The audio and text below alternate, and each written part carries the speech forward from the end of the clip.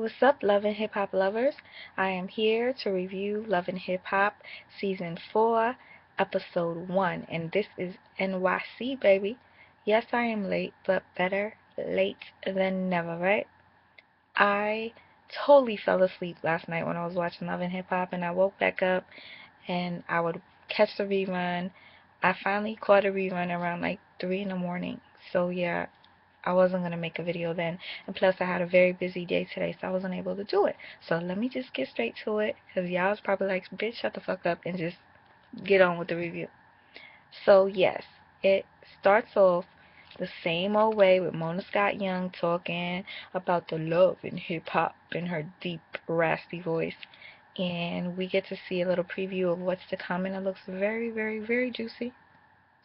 There's no way that they're fooling us with that clip that they showed, because it was just way too much going on for this season to be boring. So yeah, I'm looking forward to it.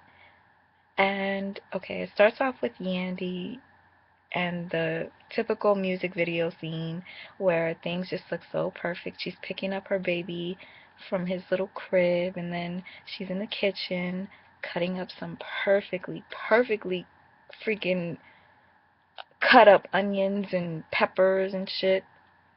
And she's like, Mandisi, Mandisi. And then the camera goes to an angle, but goes kind of low, so I already knew it was going to be Mandisi's son. He comes out, he's like, yes, can you help me with this? Like, really? You needed his help to carry a bowl of salad? But anyway, scripted. Scripted. Everything that I watch now is just beyond scripted, to the point where I'm just like, why am I doing this to myself? I already know what's going to happen. It's just so obvious, but it's just entertaining, I guess. Nothing else to watch, because TV nowadays consists of nothing but reality. Fake reality, that is. So, Little Mendici is just so cute, and he's telling Yandy, I know my daddy's in jail, because she lied to him and told him that he was in um, the army or something like that. So, yeah, little kids, you cannot do nothing. Sorry. You can't do nothing in front of little kids, behind little kids' back, because they always find a way to know what the fuck is going on. And I hate that, because once you have a child, it's like your life is over. Seriously. Okay, that's not the case. I wouldn't know, because I don't have a kid. So anyway, um, the next scene is with this new chick named Tara, and Tara is Peter Gunn's baby mother and woman of 13 years. Oh, so somebody wants to text me? Oh, okay. Anyway, so yeah, the relationship with him and the baby mom looks like everything is cool. Like, they look cute together, they look happy. But of course, television shows you a totally different thing. You never know what's going on behind closed doors. But I'm pretty sure we're gonna get a little hint, in this episode, what's gonna happen. Sounds a lot like Mimi and Stevie. So, next is Rich and Yandy. Rich and Yandy are hosting an event, and they decide that they're going to start up a new label.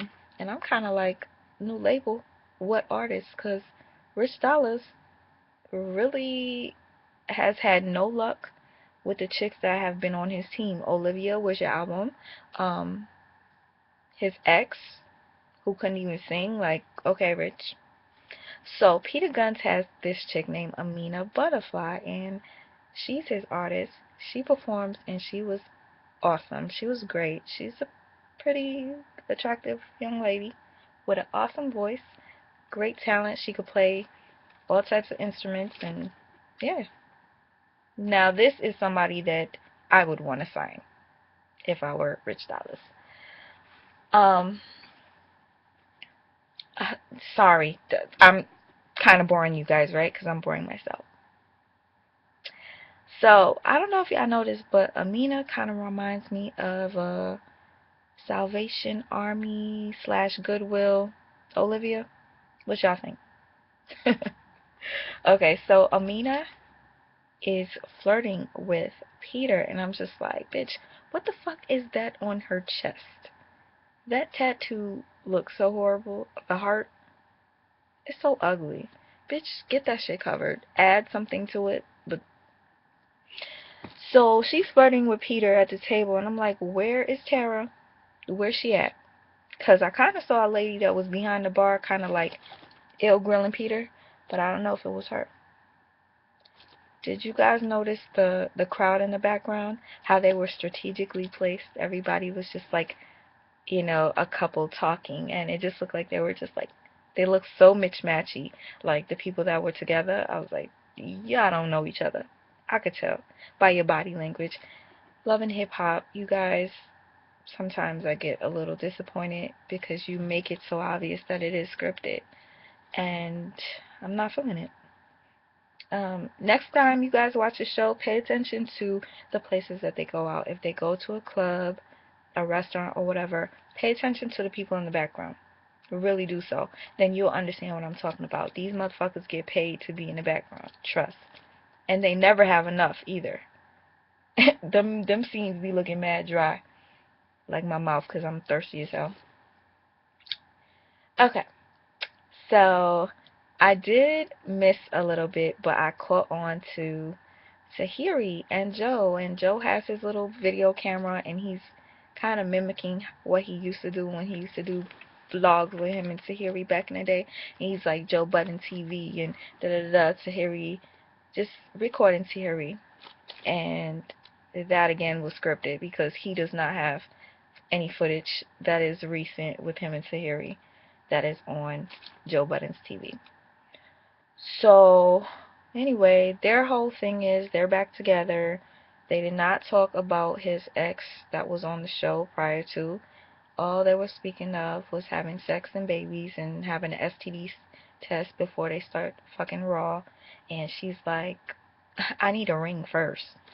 I'm just like, dude, you've been with this nigga for like 30 years and he still ain't proposed to you, so Tahiri, you're a beautiful young lady, and Joe is a very handsome man, but you two just clash. I think you're better off friends, but y'all make a very nice looking couple. I can't lie. I'm happy to see them back together, though. It was inevitable. Alright, Erica Mena, let's try to speed this up, y'all. I know I'll be talking slow. Y'all don't have to tell me. Okay? I do everything slow, if you know what I mean. Okay. Erica Mena, music video scene, walking into a lingerie shop, right? Clearly, this bitch enlarged her boobs and her ass. Because that ass was not like that. I don't know if y'all noticed it, but watch it again. Erica used that Love and Hip Hop money from last season and just got a rejuvenation and plumpification of her body. And the scenes just were so stupid. She was trying on the lingerie in the mirror, and her boobs were like up to her chin. Right now it look like I don't got no neck the way I'm sitting, but her shit was all it was all the way up to here. And Rich Dollars just walks in. I guess they're that cool that he would meet up with her at a lingerie spot while she's looking for an outfit for her new sex book, talking about how she prefers to be with a woman versus a man. Now, I don't know if she really was bi or a lesbian or whatever, but I just think it's really whack. Like, if you are in a relationship with a dude and he fucks up and then you decide to just go to the other team, like, no, that's very whack to me. But clearly, I heard that she was bisexual, whatever. Do you, girl? Do what you want. But I never heard about the first book, so I don't know. Book number 2, maybe it's on Amazon for free. Who knows? Okay, so they meet up, and I mean, I don't know. That was just ridiculously scripted. I don't like this shit, but I still watch it, right? It be like that sometimes, right? You don't like certain things, but you just can't stop watching. Okay, Amina is from Germany, and she was originally in a group called Black Butterfly with her two sisters, but her two sisters decided to live the married life, have babies, and just move back to Germany. And she stayed in New York to pursue her singing career. Tara is the one pursuing acting. Um, so she's in love with Peter, and she's been in love with him for a year, yet she said she met him a year ago. How soon did you guys fall in love? Cause I don't know. Okay, and K Michelle arrives, and she gets off the jet, and the red bottoms, yes, they had to take a close up on those, so you know she's doing her thing. She gets off the jet, and she hops into a car, and her friend is already sitting there, already popped her bubbly. That shit looked like it was flat. I'd be pissed off, bitch. No, you wait till I get in the car, then you pop the damn bottle. But yeah, K Michelle sees some of her fans while she's in the car, and one of the fans was like, God told me I was gonna meet somebody famous today. That was just really random, right? And this bitch talking about her hoo-ha again. Now, I could have sworn that we left that back in Atlanta, but she's bringing it back to New York, and she wants to get her hoo-ha fixed. How many licks does it take? I don't know. So, Tara, Peter Gunn's woman, is pissed off because he did not come home. He stayed in the studio. Wait, did I totally like miss that scene? When, oh yes, when Peter Guns was in the studio, they was jamming, they was doing their thing, and then next minute they just start making out, and they really looked like they were about to fuck, but who knows? And her tattoo was pretty bad. It was of a piano or something like that, a keyboard. But yeah, I think it's some Stevie J. Am I right? Oh shit. Sorry.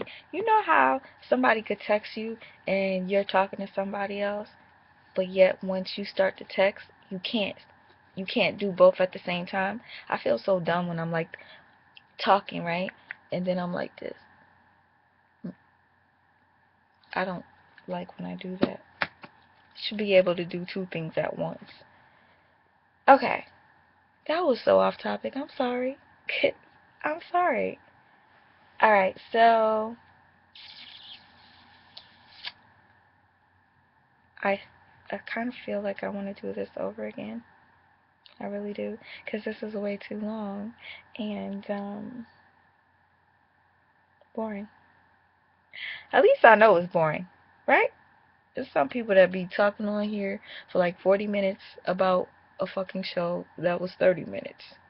So yeah. Okay, back to what I was talking about. So yeah, Peter Guns is a fucking asshole. He stayed in the studio fucking with his bitch and left his wife, or soon to be wife, whatever the hell she is, baby mother for 13 years, um, home. And it's funny how he said, I bailed picking up my son, but I just can't resist Amina. So that pussy's that good that you would abandon your child? Yeah, I know abandon is a pretty strong word, but if you knew you were supposed to bring your child to school and pick your child up, you should have been there for your child, not for a bitch you've only known for a year. The sex is that good? Shit, after a while the pussy's gonna get loose. You gonna get tired of it. So you on some bullshit with that. I totally was so disgusted when he said I bailed on my son. But damn, I'm addicted to Amina. Fuck you. So Mendices has been in prison for 5 months, and him and Yandy are on the phone call. It's pretty awkward. It's not lovey-dovey. It's just kind of weird. And I'm looking at Yandy's phone, and that shit looks like it's from like 4 years ago. Yandy, that Love and Hip Hop money should at least get you an Android, something. No, like touchscreen. I don't know what phone that was. And excuse me for being, I know there's some people that still have flip phones. There's nothing wrong with that. It really isn't. But when you're on Love and Hip Hop, bitch, you got money.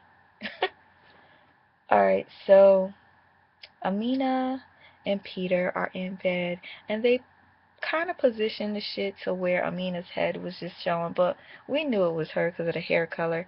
And all of a sudden, she turns around, and then they start hugging like it was the big reveal. It's Amina in the bed with him, not Tara.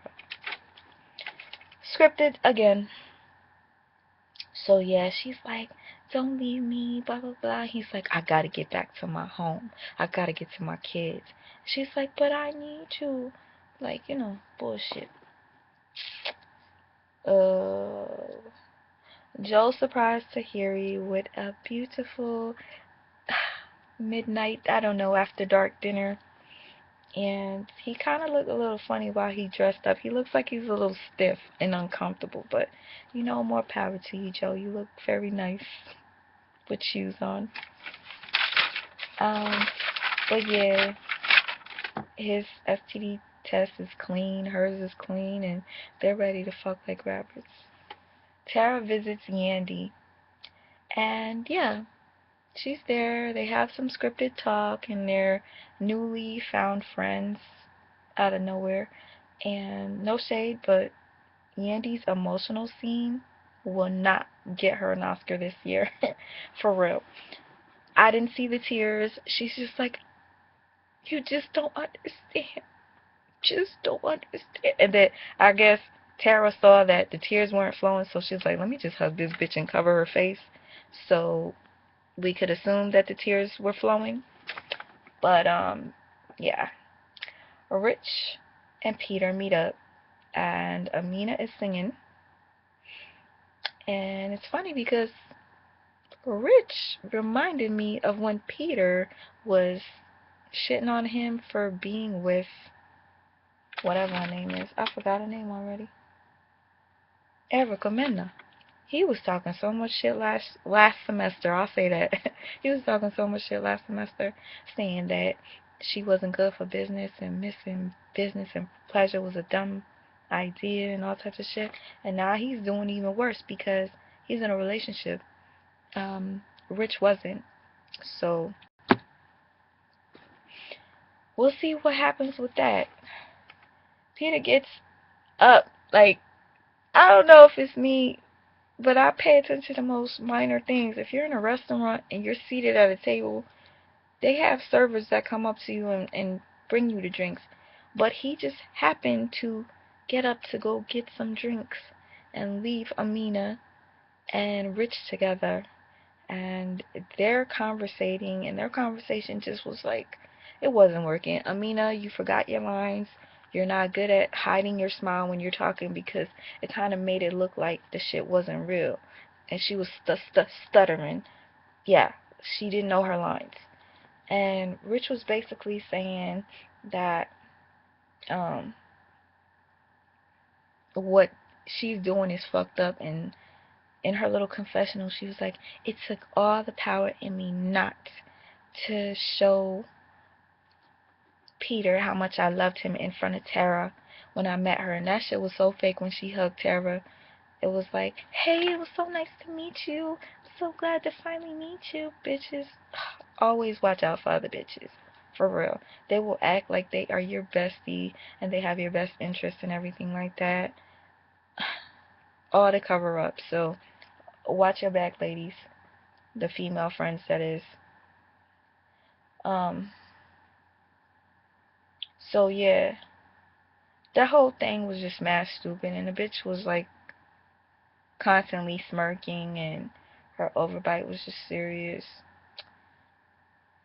And she's like, I'm wifey. And she lifts up her shit and shows a tattoo that says Mrs. Panky. Mrs. Panky. Now, if indeed this shit is true, the Love and Hip Hop this season is probably going to be the best one, hands down. Because there is no way that ain't nobody getting their ass whooped after Tara finds out that her boo of 13 years is married to a bitch that he's only known for 1 year. Why is that? Why is it that the hoes stay winning? They stay winning. Don't make no damn sense. Might as well be a hoe myself, right? Let me not say that. Okay, so my computer decides to freeze up on me, and please excuse that, because I got, okay, I'm cool. But anyways, you guys let me know what you thought about this episode, and hopefully my reviews will be much better on the next one. I'm sorry, I really am low energy today, and because I'm doing this so late, I kind of like forgot like the emotions that I was having as I was watching it. But yeah, I'm about to watch Love and Hip Hop in the next, excuse me, Bad Girls Club, because I missed it. I missed all three. So I have to wait until 2 a.m. to watch it and then do a review probably tomorrow. But I hope it's review worthy. And even though this review might suck a little ass, please check out my other ones to come. They get a little interesting. I love doing Love and Hip Hop ones because I tend to do my little imitations of people, do my wigs and shit, and it's just fun. But being that this is the first one, I kind of want to get to know the new characters and Saigon and his baby mama coming up. I can't wait to see that. He's asking for paternity tests. Oof. Drama. Just drama. Y'all, I'll catch you probably in the next video, which is going to be Black Ink. I did not want to do this one because I didn't start off doing Black Ink. I only did the week before that, because it was just that good. So I might just continue doing it until it's over. You guys, thank you so much for watching.